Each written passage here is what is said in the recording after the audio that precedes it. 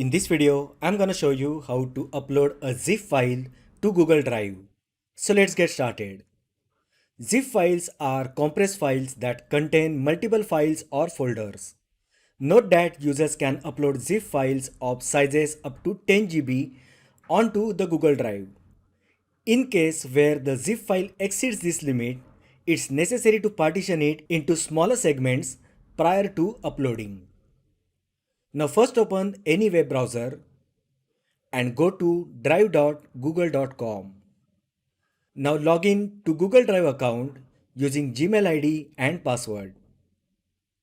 Next, navigate to the folder where you wish to upload the zip file. Else simply click on New button and click File Upload. A file selection window will open and you can select the zip file that you want to upload. Click on Open button. The zip file will be uploaded to your Google Drive. Upload time depends on the size of zip file that is getting uploaded. So that is how you can upload a zip file to Google Drive. If you find the video helpful, then like the video, share with your friends and subscribe to my channel.